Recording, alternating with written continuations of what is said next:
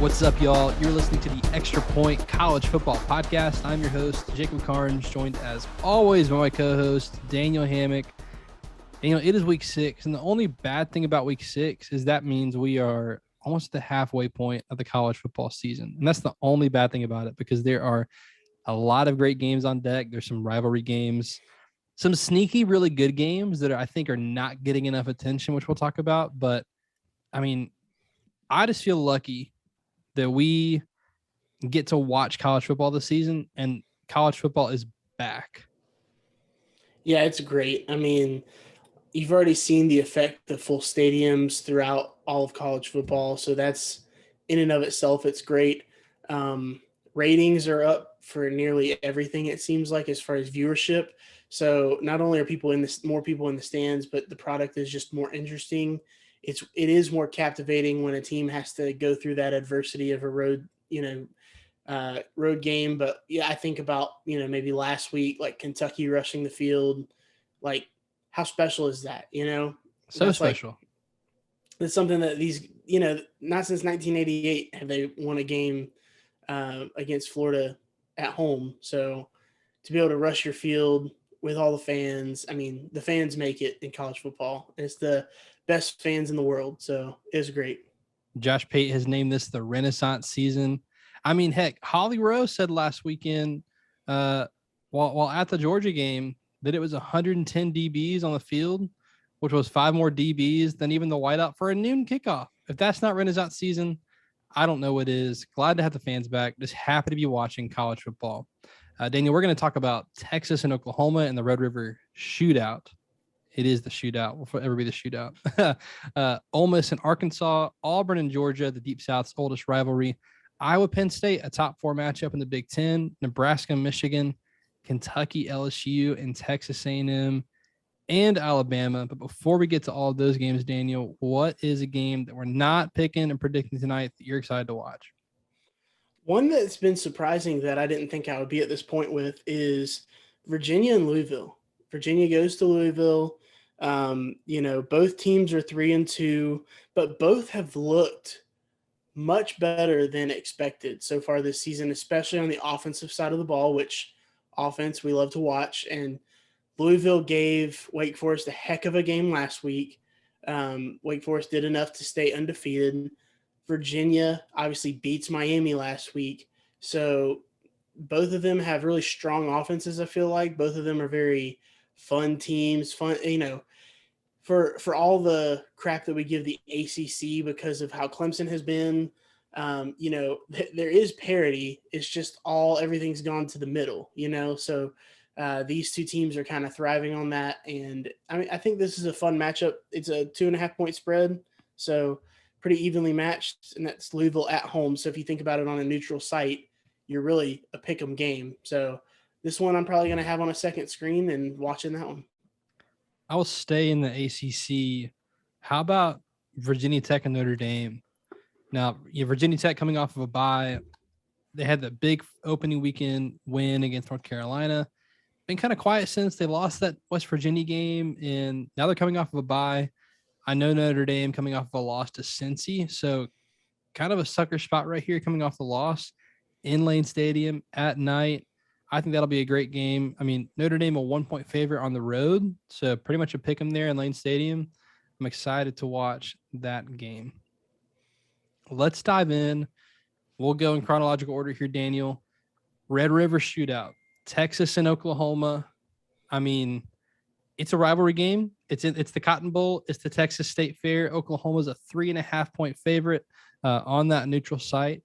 Where are you going in the shootout? Yeah, I love that this is the same every year. It's a neutral site game. There's only a few games out there that I feel like need to be preserved on the neutral site. This is one of them. Texas State Fair, that's just awesome. Cotton Bowl, all of those things. This is one where I feel like no matter how, there's a lot of rivalries out there that you can say, throw out the records and all this, and you're really lying to yourself because most of the time it just goes chalk. But this one we've seen when Oklahoma's been the better team, Texas can still match up and steal a game, and vice versa. But Oklahoma has roughly been the better team for about at least the past decade or so. And so when Texas wins, it is an upset. But I don't think that's the case this year. I think Texas is the better team right now. Ever since Casey Thompson has taken back over quarterback, I think that they've been more explosive. The defensive side of the ball, I think that they have, maybe struggled a little bit more than they wanted to before the year started. Their athletic profile is a little higher than what they're producing on defense, but the offense has been stellar. I think this might be a case of potentially the wrong team favored. I would bet this a WTF game. I would put it in the WTF category. I think Oklahoma coming into the year, obviously everybody had high expectations for them. I do think Oklahoma's defense has proven to be what we thought it was, but the offense just has not taken off. I credit that mostly to the offensive line and the running game, because I think that Spencer Rattler would be doing just fine had he had a little bit more help. That being said, Texas is catching 3.5 points. I expect this to be a back and forth game, whether it be a defensive struggle or an offensive showdown, because Oklahoma could have a awakening against this Texas defense, but Texas could also make Oklahoma's defense have a long day. So I don't really know. I'm not really comfortable on a score. I'd be scared of the total one way or the other. If we're going over or under, I'd stay away from that. But I'm going to take these 3.5 points with Texas, and I'm going to roll with the Longhorns. So I told you before we came on that of our 7 games we're picking, I could really hear an argument for the other side in 5 of them and probably agree with you. That's how unsure I am this week. So other weeks I felt very confident, and I'm sitting here on our podcast at 45% against the spread. So my least confident week, maybe I'll get 7-0. We'll see. And now Spencer Rattler has been really good the last 2 weeks, and kind of gone under the radar that he's settling down, playing very well. They scored 38 last week. But I keep waiting on Oklahoma to turn the corner and look like the national championship team that we had expected coming into the season. And I've bet on that a couple of times this season that, hey, this is the Oklahoma Pop game. Here it comes, and lost. And so am I a little burned by that? Yes. Another thing that happened this season, we predicted a game on Texas's schedule that before the season, I said Texas loses week 2 at Arkansas. We said that preseason. And then we get to the regular season, and I'm like, you know what? No. I'm laying the 6 or whatever it was with Texas. They're the better team. They go and lose to Arkansas. I should have stuck with what I picked in the beginning. Daniel, you and I sat here in, I think, July and said, Texas is going 10-2. They're going to finish first in the Big 12 in the regular season. And they're going to beat Oklahoma in the Red River Shootout. So I'm sticking to it. Texas wins this game. Yes. I'm getting 3.5 points. Hook 'em horns. And all the people that hated when I said Texas is going to go 10-2, this is setting up quite nice for a Texas 10-2 season. One more point. I think this is a game where Texas can take the air out of the ball, contain on defense, and give Oklahoma a dose of the best player in this football game, and that's Bijan Robinson. Yeah. Also in this rivalry game, if you're getting points, I say take them, no matter who's the underdog. Since Lincoln Riley took over, and I took the Big 12 championship out of it in Arlington, in the Red River Shootout game, since Lincoln Riley took over, he does have 4 wins and 1 loss. Average win is by 5 points by either team. And so this is always less than a touchdown game, and a game that's always decided by less than a touchdown. I will take whatever points I'm given. So, but I do think Texas wins outright. So I'll call my shot. I'm taking the points regardless, but I will call my shot. I think Texas wins this game 34-31, but I could also see this game ending 17-14 or 56-54. So it can really go either way. That's the thing. I just think they're going to match each other exactly whatever game they play, whether this Yep. ends up being that track meet or if it's a rock fight, Right. So looking forward to that game as always. Next we have, this is my under the radar game that is not getting the attention it deserves. Ole Miss and Arkansas. they're both coming off of big losses, right? And that's why it's like, oh, whatever, they were overrated, they're done. No. These are two top 15 teams. These are two potentially top 10 teams. They're playing for second in the West. And again, we love college football. That's a huge deal. That Ole Miss and Arkansas could decide second in the SEC West. That's incredible. I am all locked in to this game. Ole Miss, a 6-point favorite at home. I am so curious where you're going with this because I have justified in my head which direction you're going and why on both sides. So give it to me, Danny. All right. So first of all, we got to decide what we're calling this game. All right. Is this one the undercard showcase? All right. Or is this the Waffle House special? Because this is a potential hangover game for both teams involved. And then, of course, yes, the undercard showcase speaks for itself. It's one that's hidden, but really is just a battle between these two. So, but that's exactly what it is. I'm leaning more with the Waffle House because both of these teams are just like you said. They're battling for that second spot in the SEC West. It's two kind of conflicting styles with how they like to win. And they're both coming off of just a butt whooping of the two best teams in the country. So it's like on the one hand, hey, we lost this game. And on the other hand, it's like, hey, that was the best team we're going to play all year. How quickly can we get right for the rest of our schedule? So that's an extremely important key. We talk about the Bama hangover. I think that you can add Georgia to that list this year with teams.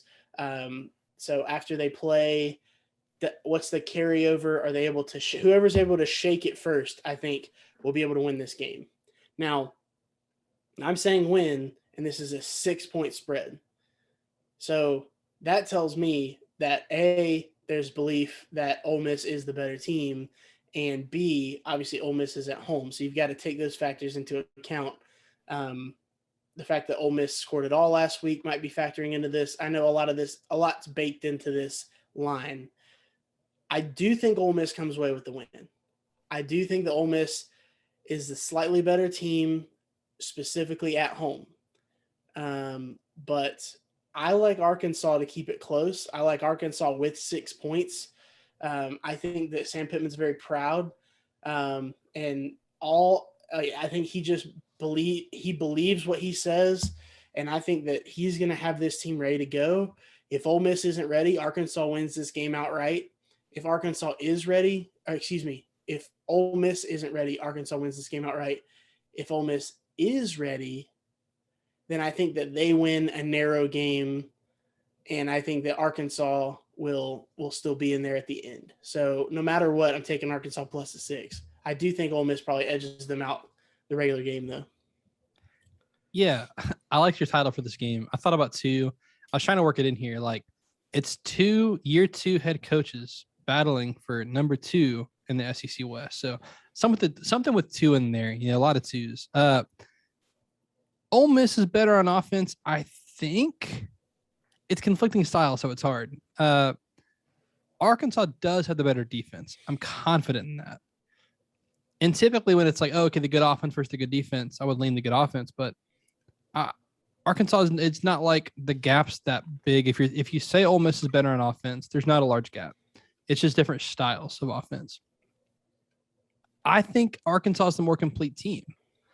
I think, again, both have good offenses, and Arkansas has a good defense. It is a hangover spot. They're both coming off of big losses to the top 2 teams in the country. Who's healthy? I think that factors into this because, both teams took body blows last week because both Georgia and Alabama just played big boy football. We're just going to run it on you. And so they just got beat up for 4 quarters last week. I think that Arkansas can contain Ole Miss. And that's the Barry Odom defense is you're going to have to dink and dunk all day long. We're just not going to give up explosive plays. And I think the Ole Miss can capitalize on that. I don't think Ole Miss can stop Arkansas's run game. And I think last week was evidence of that. So here's the thing. I don't know who wins. I'm leaning Arkansas, but I will take 6 points in a heartbeat. So I'm leaning the Arkansas, and only because I think coming off of big losses, I think who's going to be more mentally ready? And I think to this point, I like where Sam Pittman has his program mentally. I think they're bought in. I think Sam Pittman can have his program more mentally prepared. But Ole Miss does get the comfort of being at home. Flip a coin on who wins the game, but I'll take the 6 points with Arkansas. Again, can't wait for this football game. I am so intrigued, mad that it's the same time as Texas and Oklahoma, but what a fun football game. This is not getting the attention it deserves. I get that it's at the same time as Red River, but all right, we're 2 for 2, and that's good news for you because I'm going 7-0. And so let's see if you can keep up here. All right, 3:30 CBS, the Deep South's oldest rivalry. Auburn coming off of a big upset win of LSU, their first win in Death Valley since 1999. And Georgia coming off of that 37-0 win of Arkansas. 14.5-point favorites on the road in Jordan-Hare. Does Auburn, same question I asked you with Arkansas, does Auburn have a shot? It's a great question. Do they have a shot to cover?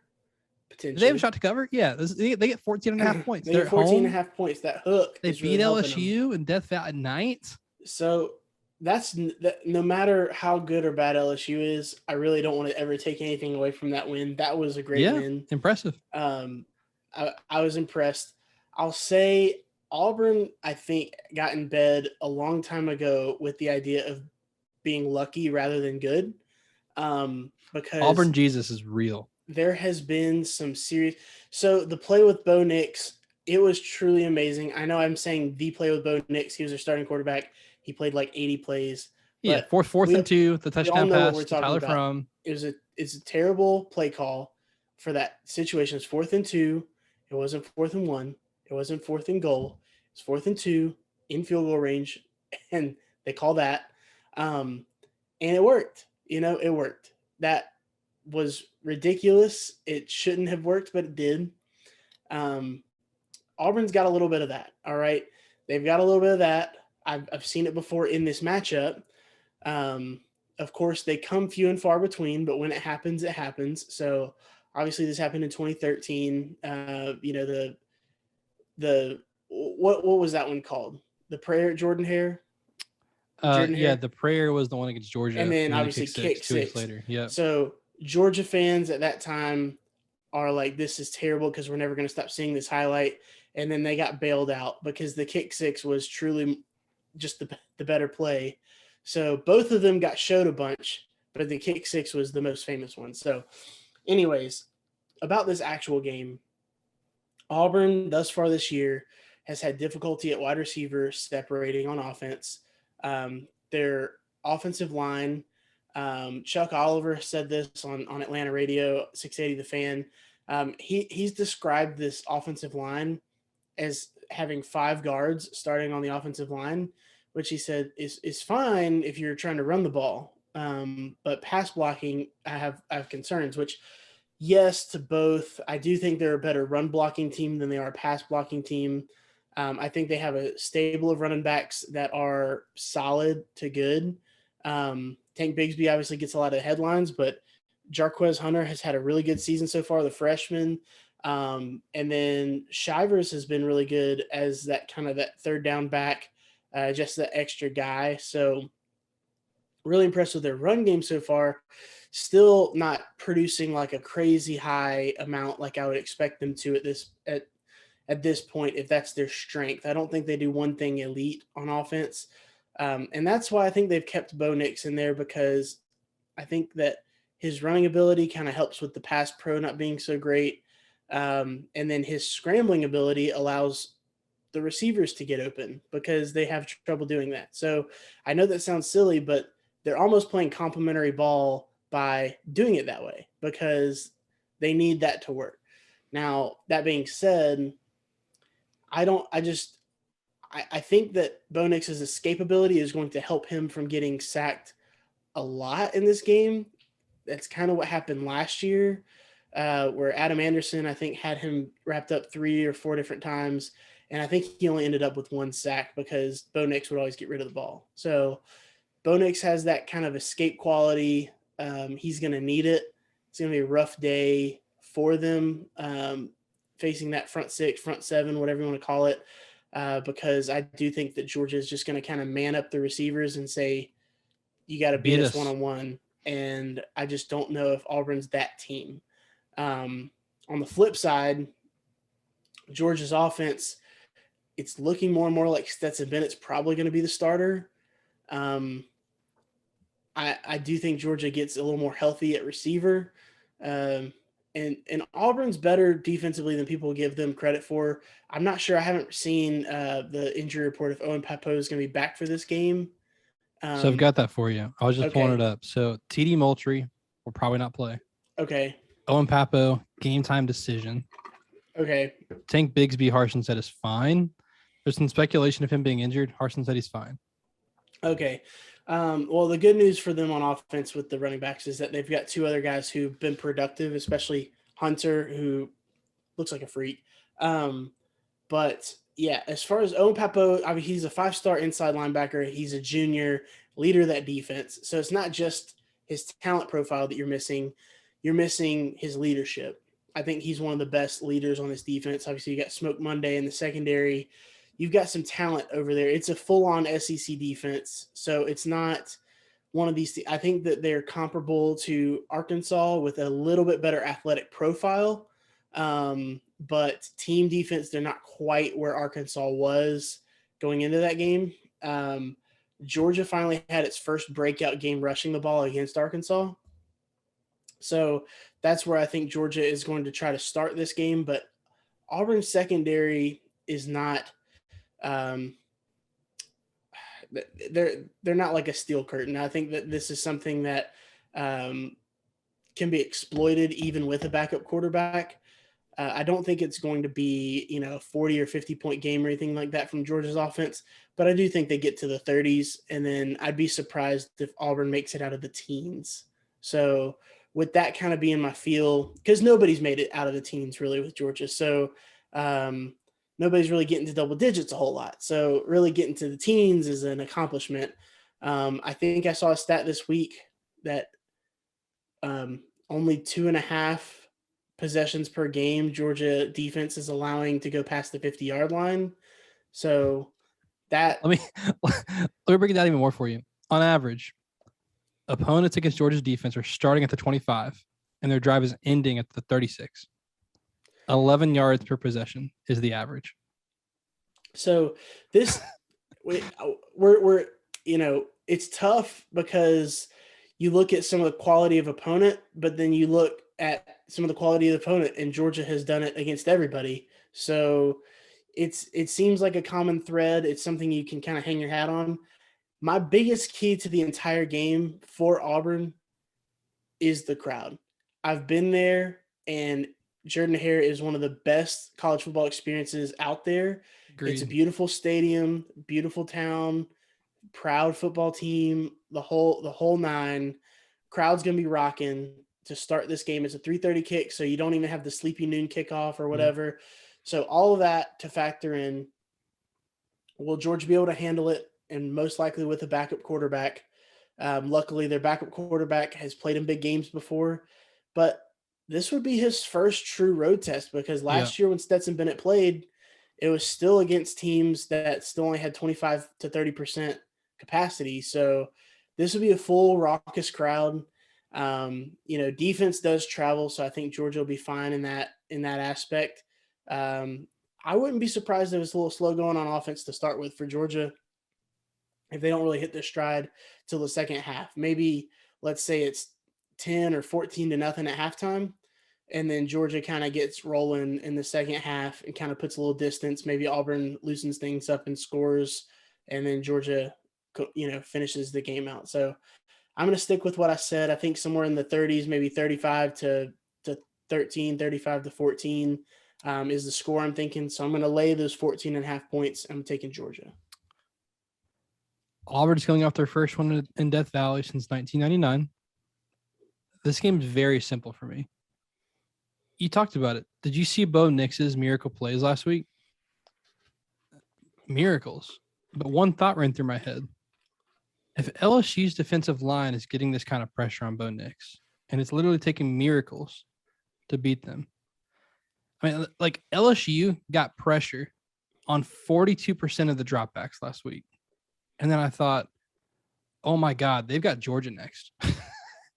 Like, this is very simple for me. If LSU is getting pressured on 42% of dropbacks, yikes. Because you've got the best defense in the country coming to town who smells blood. And when you get into obvious passing situations against Georgia, to beat Georgia, I think people have talked about how do you attack the Georgia defense? Like, you got to be physical. You have to be successful on first down. Because if you're not successful on first down, if you get into 2nd and 8, 3rd and 7, like, they're coming for you. Like, they will send a blitz and say, beat it.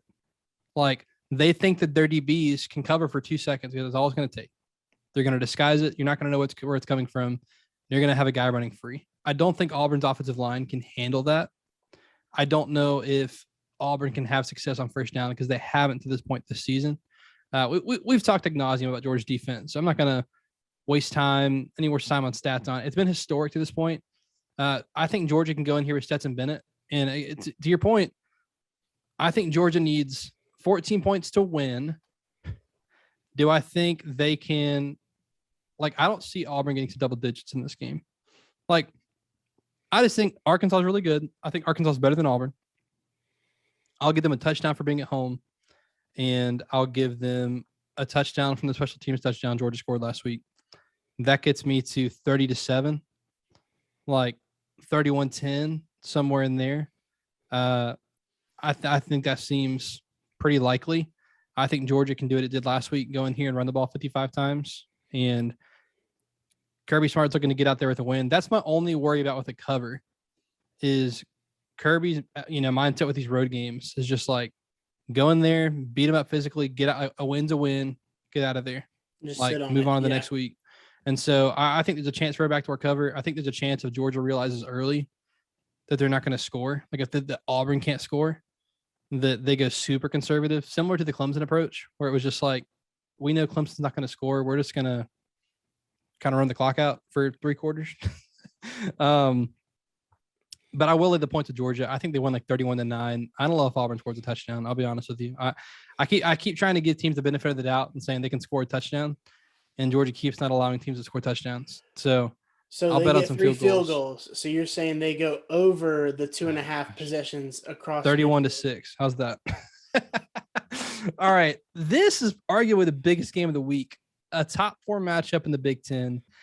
Not being talked about enough for it being a top 4 matchup, but I think with all the parity in college football, it's kind of like, wait, Iowa's 3 and Penn State's 4? Like, that's the game we're getting this week. Iowa, a 2-point favorite at home, Kinnick Stadium, 4 p.m. This is the big time matchup. I don't think this is season deciding for either team, but it can be season defining for both teams. This game, I swear, I wasn't circling it at the beginning of the year as like this is the showdown because Iowa is usually Iowa and we expect them to be good, not great. And then Penn State after last year, I mean, whatever we wanted to predict, I didn't really know what would be true, if they were going to be more like 2019 or 2020 or what they would be. So Penn State's impressed me thus far, but last week you and I were dead wrong when we picked Maryland in that game, Friday night game. I'm never picking another weeknight game again because I feel like I always screw them up because they're always weird. But, Iowa just dominated. Now, the defense and the starting field position and all this kind of stuff with that, just the interceptions and the turnovers and all this kind of stuff, it's tough to predict that. And really, you can look at the box score and say, okay, like you can't count on these turnovers to happen all the time. At some point, it's going to change. Maybe we should just predict 7 points off turnovers or something like that to just be part of the score. That being said, I don't know. I think Penn State, after watching them last week, I think they had that very solid win against Indiana. It didn't have all the razzle dazzle. It was 24-0. But they controlled the game. And that's the biggest thing for good teams. Can you control a game? They did that.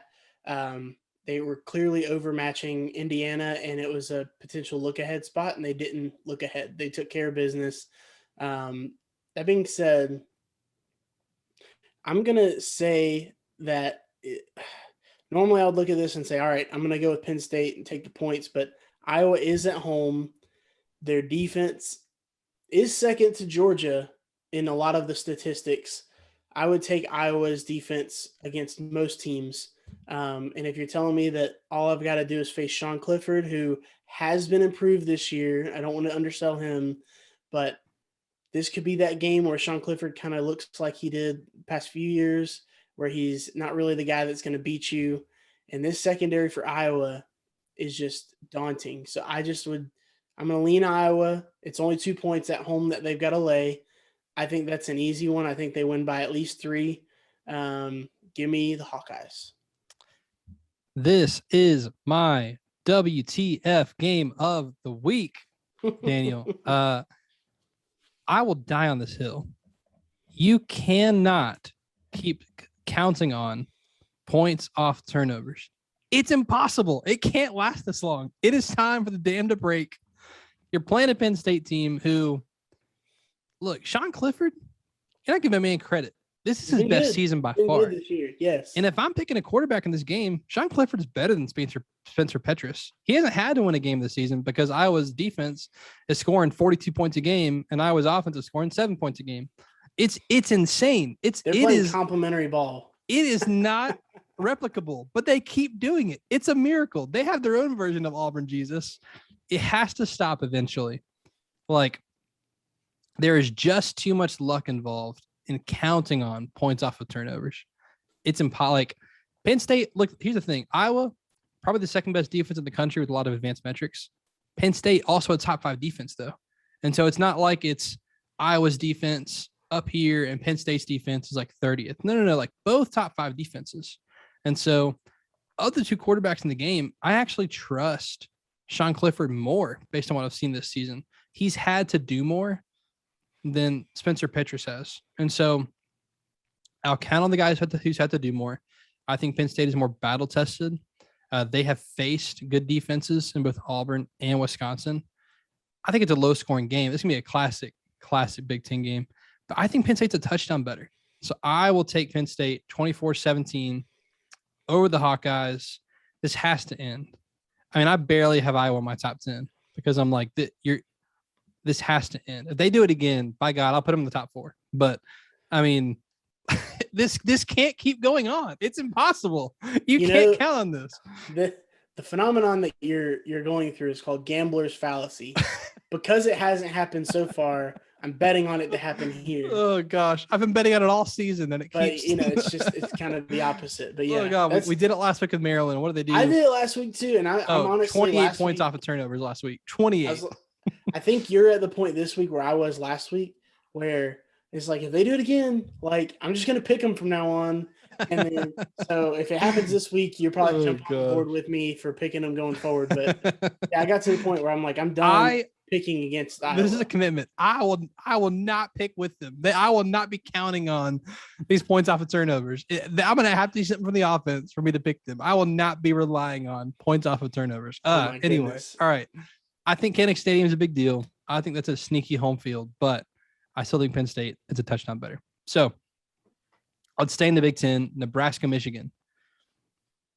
I'm going to save the setup because I have some stuff I want to talk about my pick. But Nebraska-Michigan, Michigan undefeated, a top 10 team in the AP poll. They're looking great. They're number 4 in our XPR, right behind Ohio State.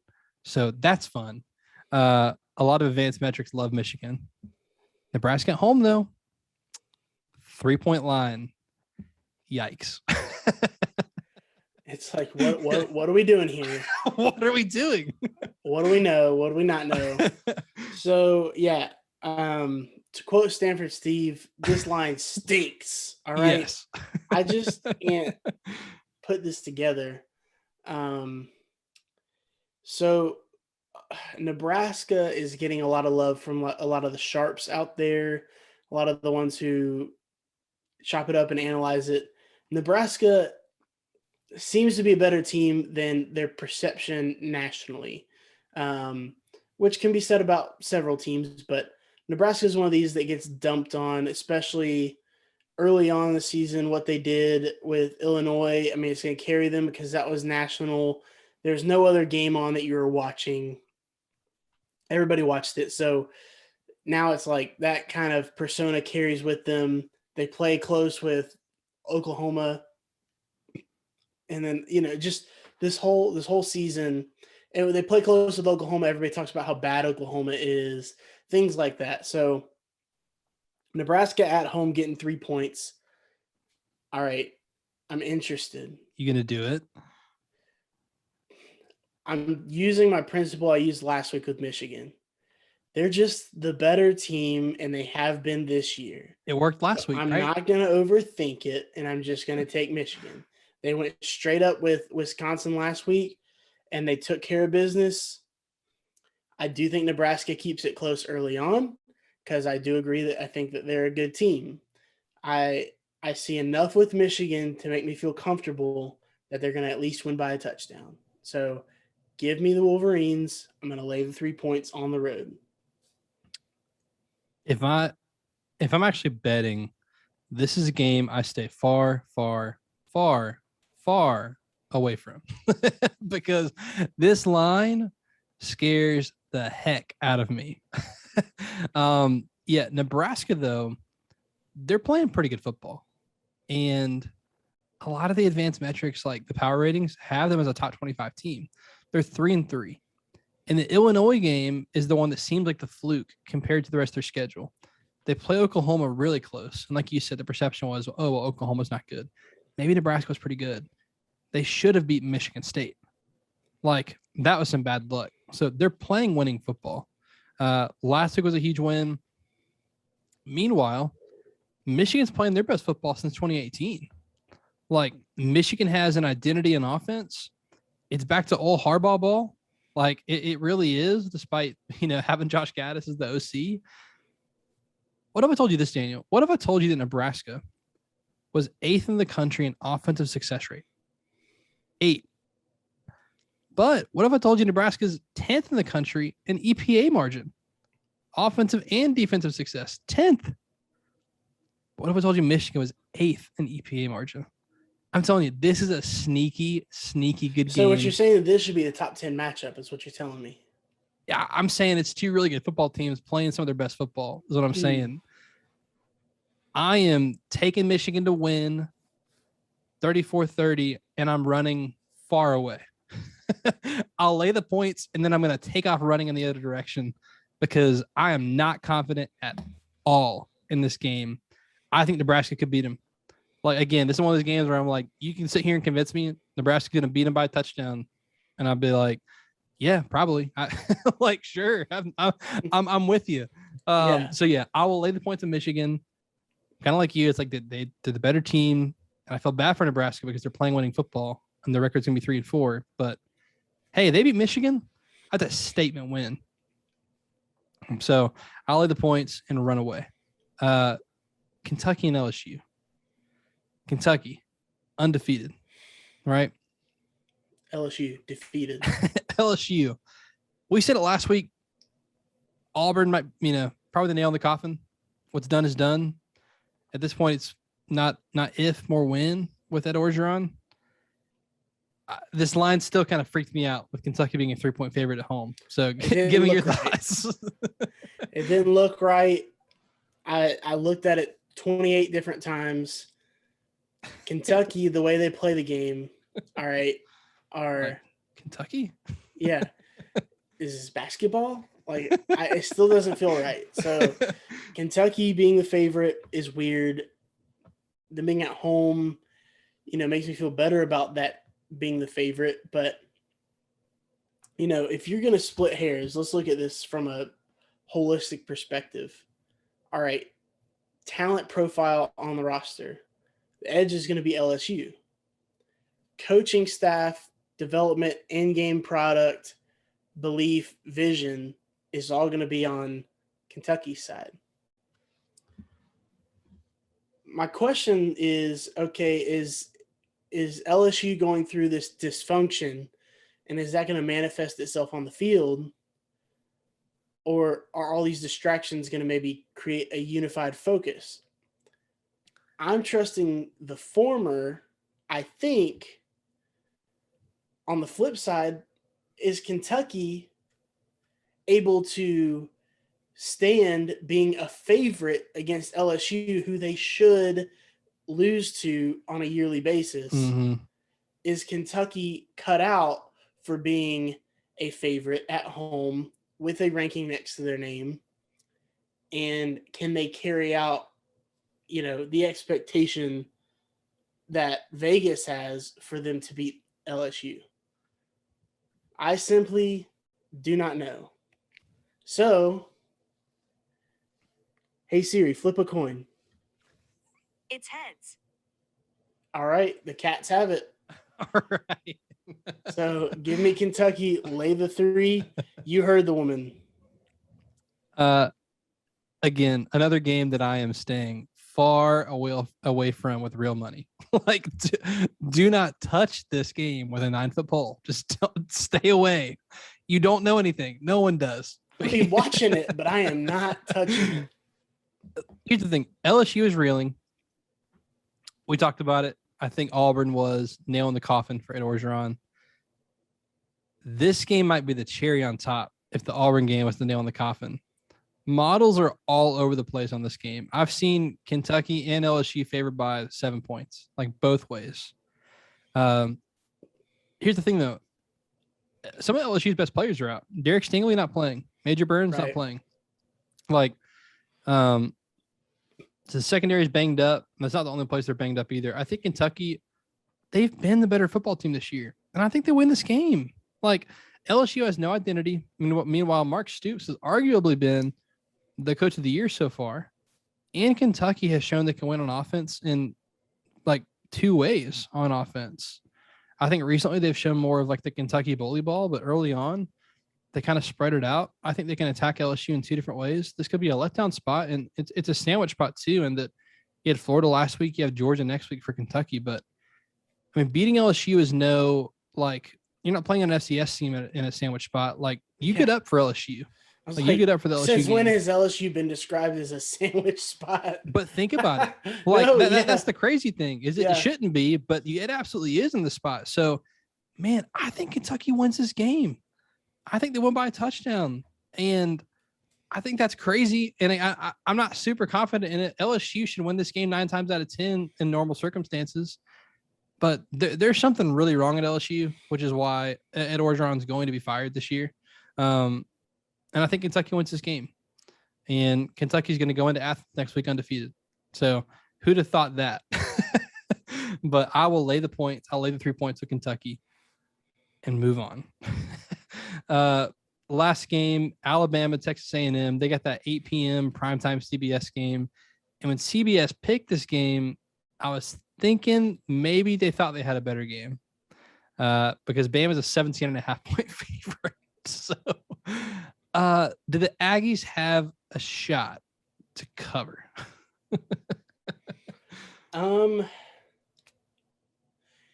Yes.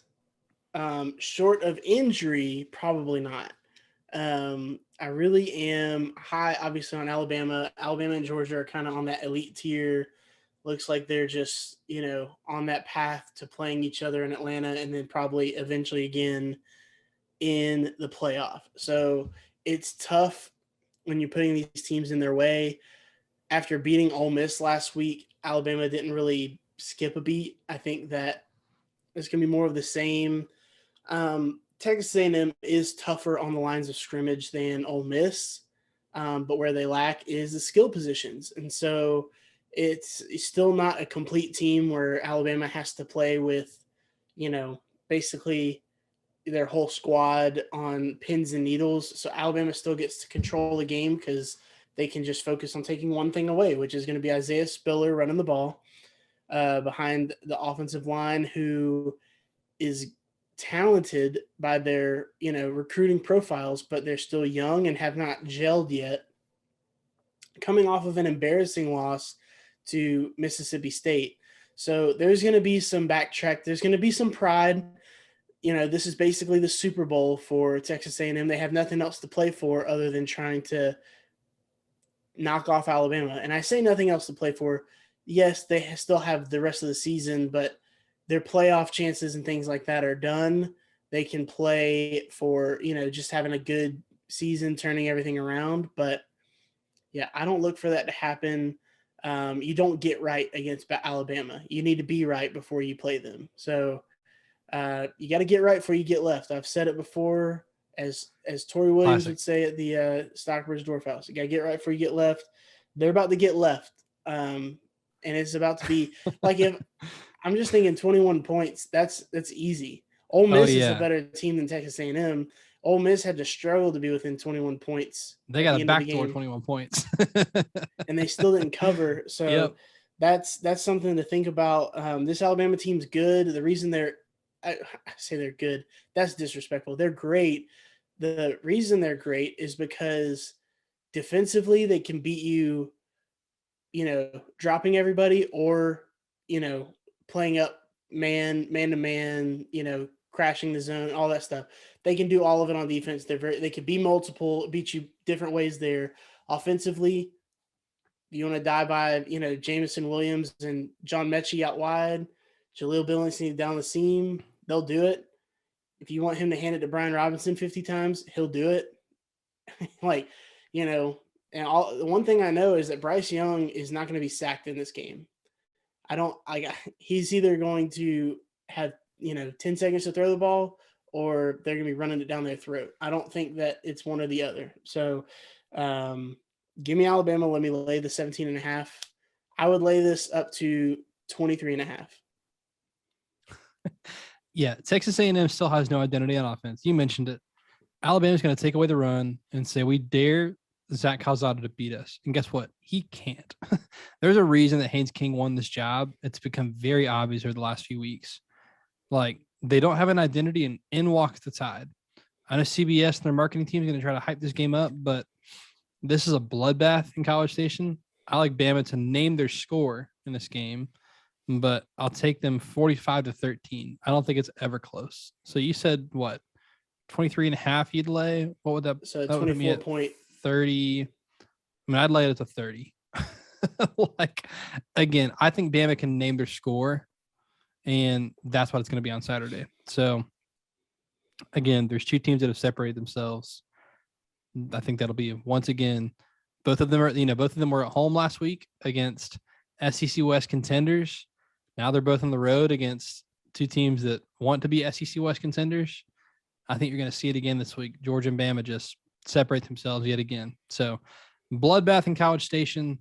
To some of our picks, man, we got 6 of 7 picks together, both taking Texas, both taking Arkansas, both taking Georgia. We got, my WTF game of the week, wrong team favored.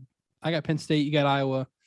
We're both on Michigan, both on Kentucky, and both on Alabama. So, hey, congrats on your for me. I'm going to go 6-1. Yeah, so right. Great. Congrats on your 6-1 week. You'll keep your lead. 7-0 will be nice, though. I can maybe catch up. You're sitting right here at 65% against the spread. I'm at 45. I got some catching up to do. So I went with more feelings this week.